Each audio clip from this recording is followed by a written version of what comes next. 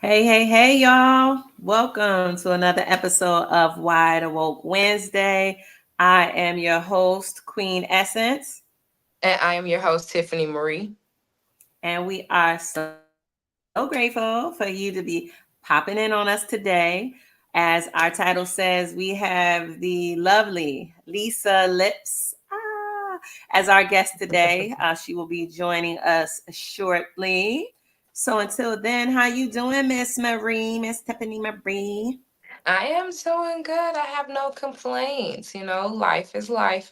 I do have a couple shows and stuff coming up, so the poetry world is still thriving for me. And what about you? Oh, I'm doing great. I'm doing great. Before we talk about me, you want to plug your upcoming events for people to know where they can find you at real quick? Sure. They can find me on all social media at I am Tiffany underscore Marie. That's on all platforms. I am on Mhm. Apple Music, so you can find me at Tiffany Marie. I do have a performance coming up in Texas with the Right About Now, so I'll be performing there next week. I do have a F Cancer um, performance that I'm putting on as a tribute to my dad, and that's a day before my birthday, so that's happening, so that's really big, that's really exciting. And Nice. other than that, I do have a couple of other podcast platforms that I'm going to get on and do some interviews with so they can get to know me and things like that, so I got some stuff in the works. Nice. Congratulations. Thank you. So I'm doing well. I also have a show coming up on September 20th out here in DC. It's an R&B and poetry night out. We will Okay. be at the Lux DC Bar and Lounge in Northwest, I think. For all those that are in the area, definitely pop out. Definitely, Their definitely. tickets will be sold at the door. However, you can get your tickets online at Eventbrite and just punch in R&B Poetry Night. And it's being hosted by Let's Vacation. Let's Vacation is the host of the event. So that's what I got going on. Yeah, where is our Miss Lisa, Miss Lips? Because we're excited to get to know the poets behind the poetry. Let's see. Miss Lisa just let us know that she's just having a little bit of a technical difficulty, but she would be here very shortly. Okay, cool. Not a problem, Yes, not a problem. ma'am. Wait a minute, first of all, you don't want that to be. Okay, there you go. All right. Okay. So today is Wednesday, and if you was to give anyone some positive words on this hump day, what would they be? I would call this Wellness Wednesday, right? A And I wellness. would say, well, Wellness Wednesday, and I would encourage um, everybody to do something specifically for you today, right? It's important that we take time for ourselves in the midst of all of our adulting and coming and going and grinding and making things happen, that we take a moment to just sit with ourselves and whether that be exhale, whether Right. that be pour you a nice refreshing drink in your beautiful glass, or take a bath or go for a walk or put your favorite song on, wear something beautiful, whatever it is that speaks to you, but just be conscious of yourself today and check in with your heart, see what your heart got for you today. So that That would be was my positive. great. Well, Y'all thank hear you, that? thank Y'all you. hear that? Because that made me feel good. Gotta do something for myself today. I gotta do something Yes, for myself today. yes. Gotta make Something. myself feel nice. Yeah, and it don't even gotta be nothing big. Like for myself, I think I'm gonna go roller skating today. I think I'm gonna put my skates on. Yeah, I think Oh, I'm gonna do it old school, right? I think I'm gonna do old school. I think I'm gonna put my skates on. I'm gonna just go outside and go skating in the street. You know what I'm saying? Go back and forth, do a little bit. okay. Old Listen. school. Old school. So yeah, I That got them. sounds fun. I got them. I got them sitting. Oops. I got them sitting right here.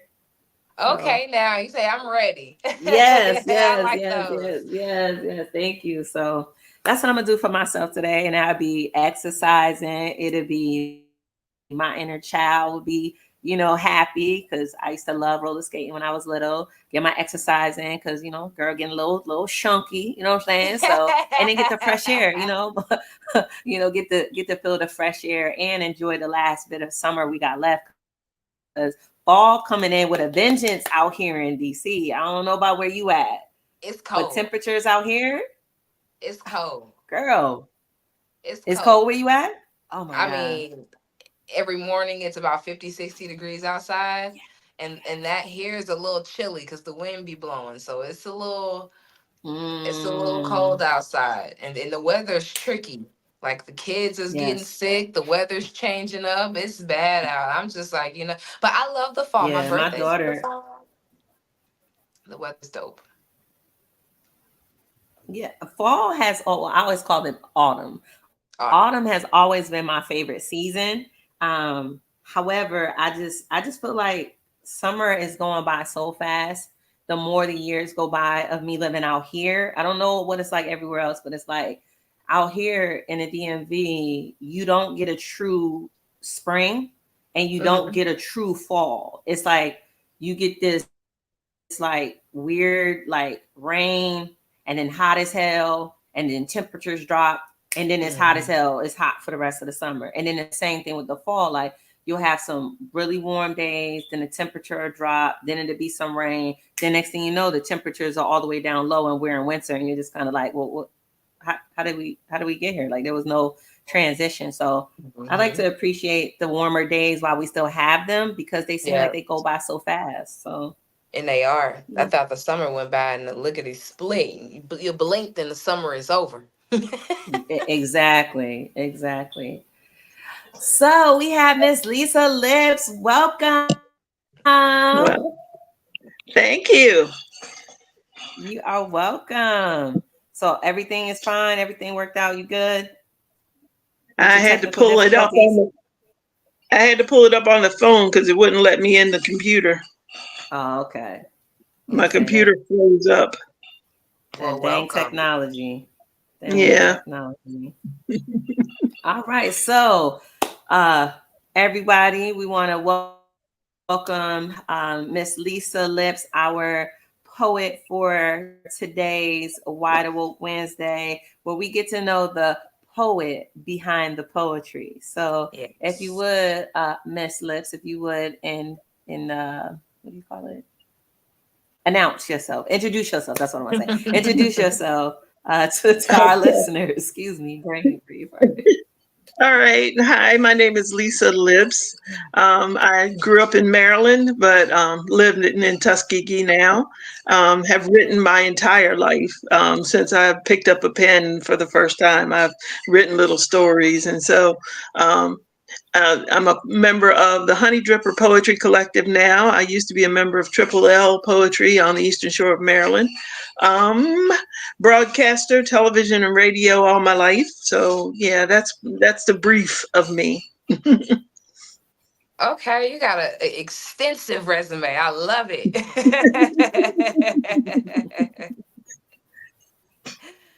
Okay, and you say I originally. I grew up on the Eastern Shore of Maryland in a little town called Marion Station. Mm. Okay, and Mar- living. I'm sorry. Go yeah, ahead. my parents and grandparents were there, so we were 3 generations in, 4 generations in by the time I came along. Yeah, Is That's that good near though. South? Oh, mm. Go ahead. Is that near yeah, Queens, Maryland, Ocean City, that yeah, area? yeah. Nice, nice, nice. Hmm. That's okay, okay, okay. Well, welcome for former Marylander. I'm in the DMV now, so Okay. Yeah, I grew up in the country, and always had ambitions to do things that nobody from my area ever did. mm, My father asked me many times when was I going to get a real job because I worked in radio, and a full day is like 4.5, 5 hours in radio, and he didn't get that. mm. How do Yeah. you think that coming from that type of upbringing? How do you think it affected you in terms of like as a writer? Because I see you're a writer and a poet. So like, how did it affect you as a writer? Um, because I was an only child in a neighborhood full of boys. So to occupy my mind, I kept myself in a book and writing little stories. And I used to like to watch, even as a kid, I liked watching the news. So I used to watch what was going on and then try and put myself in those stories. Mm. So you had an active imagination. Yeah, very much Oh, so. nice, nice, nice. And how With did you? Oh, I yield. Go ahead, Tiff. oh no, go ahead, go ahead. I'm sorry. No, no, go ahead, Tiff. Go ahead, go ahead. I was just gonna ask you with that active imagination, like, did you do anything besides write poetry with that imagination? Did you ever do books or anything I'm else? working on the books now. Also working on an album that I'm going to be putting out in January for my birthday. Okay. Um, Coming up though, my parents thought that writing was a waste of time. So I used to write stuff and then throw it away so they wouldn't see it because they thought that I was wasting time when I was writing all the time. Mm, Mm. mm. Isn't that But something? How as a child, the things that naturally speak to us, the impact that those around us can have on our natural gifts. So it sounds like mhm, you naturally were creative and you channel that creativity through your writing and different, different canvases of writing. However, because your parents had their opinion about it, then it affected how you viewed it. So how do you think mhm. that impacted you in your development as a writer? I think partly because I was well, I was an oddball kid all the way around. Mm, I grew up in the late 60s, early 70s. mm, And I came along just when integration was coming into play. So mm. um, they weren't sure what to call me or where to send me because you see the complexion. So they weren't sure Yes. whether to call me black or white. I lived as close to the black school as the white school. So they couldn't justify it by distance. So they eventually, 3 weeks after everybody else started school, they put me in the elite class of the folks who had money in my town. Didn't know any of these Mm. kids and was 3 weeks behind everybody. So my only friend was to be in a book. Right. Right. Right. Hmm. So is that experience reflected in your poetry at all? Like, do you, or in your writing? Because you say you're writing a book as well. Is that reflected in your work at all? Absolutely. I am writing a lot about the things I grew up with and the influence that I had because I was fortunate enough to grow up next door to my grandparents. My father's parents lived right next door. My grandmother Mm, was creative to no end and she encouraged me more than mm, anybody else. But she passed when I was taking my SATs when I was 17. Um, mm. so, she was a great influence on me using my imagination more so than anybody else. And you speak about influence. Is there any other influences that you have? Anything else that may influence you? You said she passed when you were 17. So after that, what Mhm. was your new influence? I had a teacher in high school who was a music teacher, and her name was Margaret Martin. And she completely encouraged my growth in Mm. music and and took me into her home and took me on as like another child in her house. Her youngest son and I are still very good friends. His name is Joel Martin. He's a concert pianist. He was playing for Mm. Kathleen Battle. He's now working on his own projects. He has a new genre of music that he's created called jazzical, which crosses jazz and classical music into one genre. Um, Wow.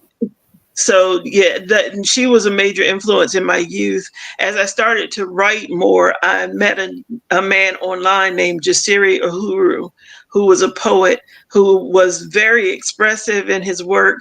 And I loved what he wrote. And one day, just out of the blue, I messaged him, and he wrote me directly back. And he took me under his wing and taught me the importance of word placement and how to use each word for the most impact and how Mm, to spit your poetry, not so much as perform your poetry. You know, mm, bring people into the story so that when you look, they look because they believe your story. You Mm-hmm. know. Mm, mm. Mhm. Okay, so I have so many questions now. One, one, can you elaborate for our listeners who may also be poets, right? Can you Mhm. distinguish the difference between spitting? You said spit your poetry versus Mhm. express your poetry. What were the two words you said? And can you expound on the difference between the two? Um, I think of spitting poetry more of like getting your words out, putting it out in the ether for people to hear. When Mm, you're expressing it, it's still a form of spitting your poetry, but when you express, you're adding inflexes, you're giving those feelings that you want people to have when they hear your words. mm, Trying to tap into what you were feeling when you wrote it, even. Mm-hmm. Hmm. That's Yeah. beautiful. That's beautiful. That's beautiful. Hmm. I appreciate that. Thank you. Um, and then you spoke about the influence of this not only the music teacher, however, also the gentleman that taught you, Hmm. took you under his wing, right? So what I'm wondering is, are you musically inclined as well? Like, do you write music? Are you singing? Like, what is the music influence in this creativity? I don't write, but I've always loved music. I grew up with a piano in the house, so my thing was I wanted to learn to play it because it was there, Mm, and so I would pick at the piano all the time. My mother played beautifully, but it was her refuge. So she would go in where the piano was and close the door on days when she was feeling sad or whatever, and sit and play for hours. And but it was just beautiful to me. So I wanted to be able to do what she did. So I used to pick around on the piano all the time. And in high school, I played with the marching band. I played clarinet. But music has always been a great influence. My father loved country music and he loved old school like soul music. So I grew up listening to Patsy Cline, Percy Sledge, Ray Price, Loretta Lynn, all this kind of things, And then as I mhm, got older and got mhm, into junior high, I started listening to R&B, which I had never really heard because my parents were married in the 50s, so that was their genre of music. But mm, learning R&B, learning different things. So I listen to everything. I listen to everything from jazz to classical to country to whatever moves me at the moment. So and I've worked in radio since I was 17. I started out as a gospel disc jockey and worked my way through R&B and rock and jazz and um, MOR, I guess is what you would call it, like R&B, but stuff that everybody would listen to, gospel, hip hop. I've done it all. wow. Mhm. So what I hear is that your parents actually did have a creative influence on you. However, it was through the musical aspect, with your mother being a Right. pianist and your father playing the music in the house and giving you that exposure. Hmm. Um, so it's like, even though they didn't understand you as a writer, they still did, imprint something in your foundation. Do you agree with that, or do Right. you view that differently? I agree, but they also saw it as fun. They didn't see it as work. Mm-hmm. My family is very workaday. My father drove a truck for years, and then he drove a school bus. My mother was more or less a stay-at-home mom, but she also worked as a domestic servant from time to time. Mm-hmm. Mm-hmm. Mm-hmm. So so their influence was you have to have a real job, and then you have this other thing that you do for fun. Mm-hmm. So most of my life, I worked what they would consider a real job in a factory or somewhere, but I kept a job in radio and in television through all of it. I think that because of the time frame that you were growing up and the time frame that your parents had came up in, I think it was understandable why they viewed it that way, right? Like, Yeah. because And people also, of I'm from a color. mixed race family, so Mm, I didn't fit anywhere. My mother was a little blue-eyed blonde. My dad was a black man. So they were used oh, to okay. right. They were used to the influences of society. I actually have a piece that I wrote about one day as a little child when the KKK burned a cross on our yard. Um, so I grew up with those things in my life as well. So they were very highly protective of me because they knew that I didn't fit in society anywhere. And Mm, and my parents grew up in that era. I used to hear my grandfather say it a lot of times. If you're black, you get back. If you're brown, you can hang around. If you're white, you all right. So mm-hmm, me coming mm-hmm, out looking the way that I look, they wanted me to continue to lighten the bloodline. And I was mm, always drawn to black folk more. So there was that mm, conflict as mm. well. Hmm. Hmm. Tiffany, did you have something you wanted to ask? 'Cause I have Um, something else, but did you? no, you can go ahead. My question Okay, can thank wait you. because it's a follow up, so my question can wait. Okay, thank you. Mm-hmm.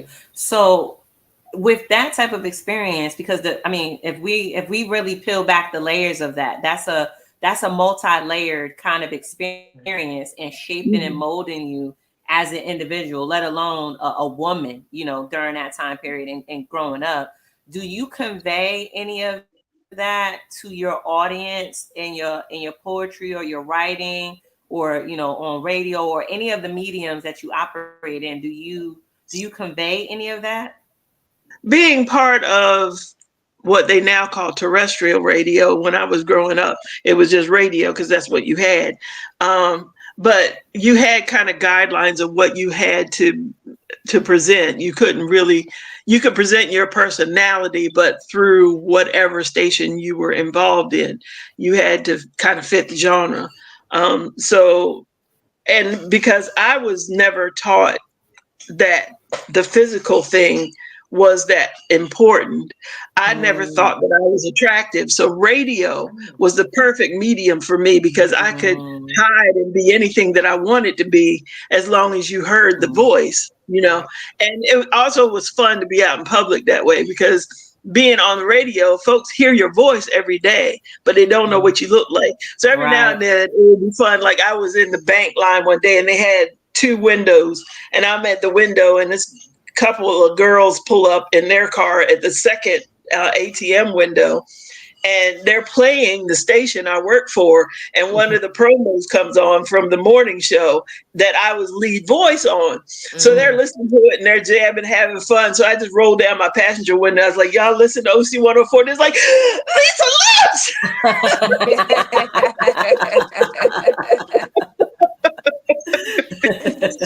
That's cute. That's cute. That had to But be So, yeah, feeling. yeah, yeah, that. it was playing and getting paid for it. Mm-hmm, mm-hmm, mm-hmm, mm-hmm. So, what about your poetry? Do you convey, those experiences, through poetry? Do you keep those memories alive through your poetry? For a long, long time, my poetry was like my diary. I wrote my Mm, feelings, and nobody knew about it.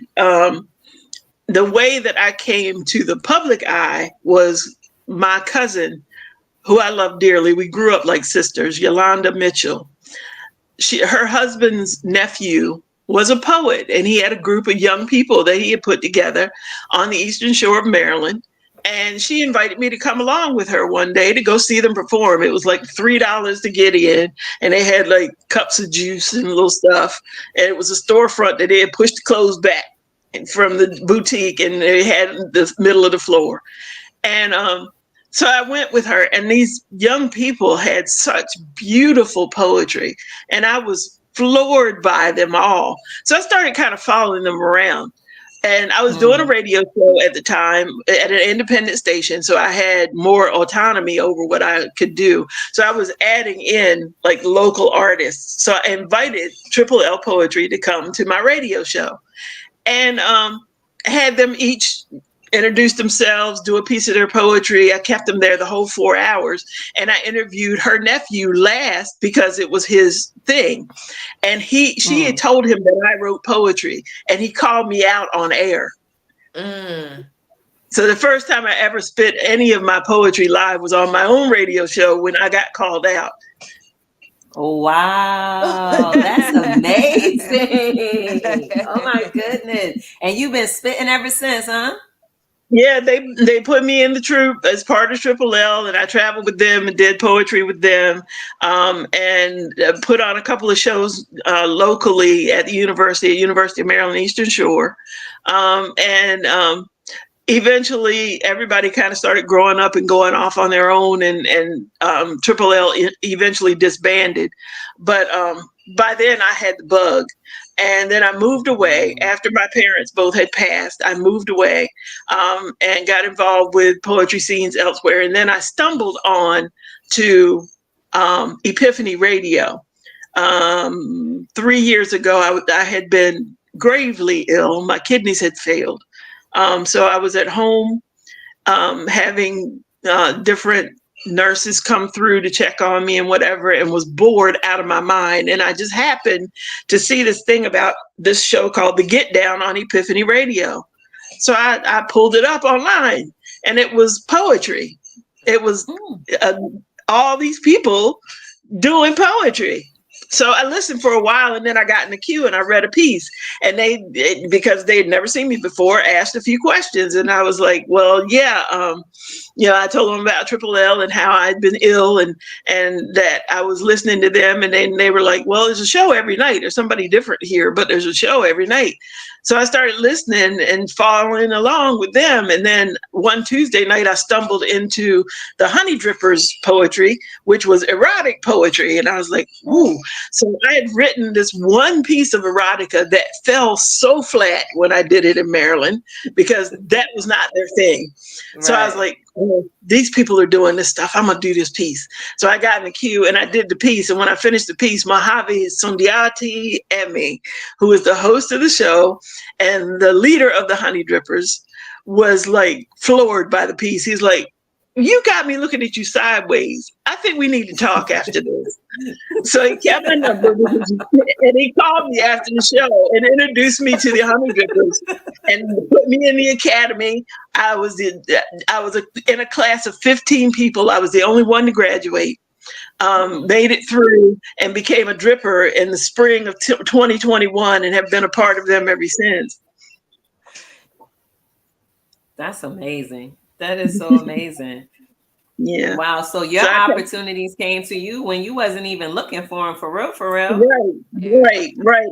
I had no idea that any of that was even out there. That there was this whole network of people, because the Honey Drippers are international. We cover coast to coast up into Canada.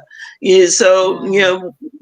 there are 70 members, more or less, all over the country and up into Canada. And we gather from time to time in different places across the United States and put on shows. And it's amazing to be a part of them.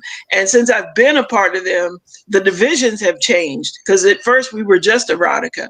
But now and we have different titles for our division. So the original crew were Brilliantly Filthy. And then the Mm. folks who wanted to write more love and other types of poetry became Beautifully Dope. Then Mm. I like that. I like that. I like that. we had a few other people that came in that wanted the learning experience of being a part of the academy, because you're taught. It is not, I'm gonna walk in the door and be a honey dripper. There are classes to be gone through and things to learn and ways to write.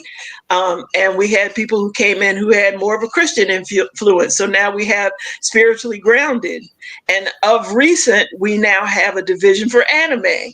So we got Drip Kaje as well. That's dope. That's beautiful. That's beautiful. Mhm. So we've learned so much about you in this 30 minutes. It beautiful. We are so grateful to have you here today. We are at the end of our time together, unfortunately.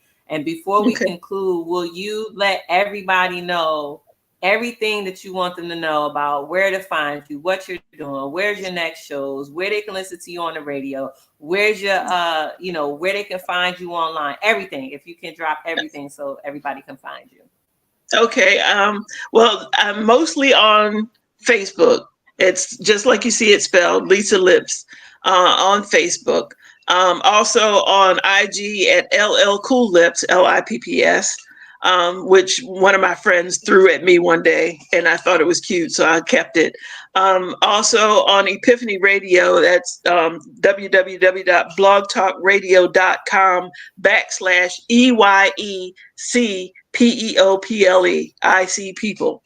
And there's a show every night, but I'm on every Wednesday night with the ladies of Divas Talk. I'm their Spinderella. And then on every other Friday, I have my own show called The Inkwell, where we encourage you to bring whatever you want and then tell us what moves your pen, spit your piece, and then we talk about what made you write it.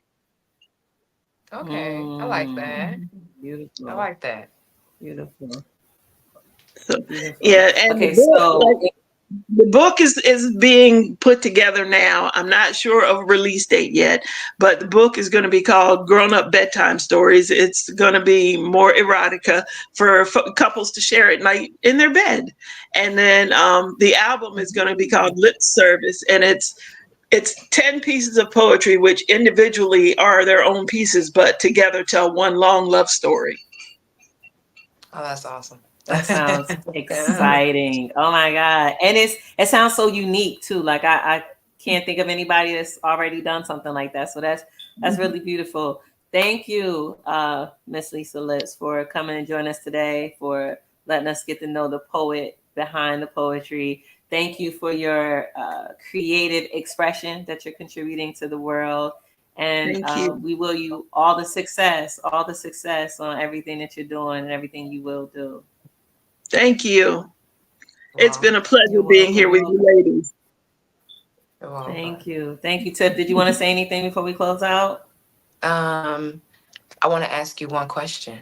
I was Okay. waiting for my question, so I ask you one question. If you could give an upcoming poet any advice, what would it be?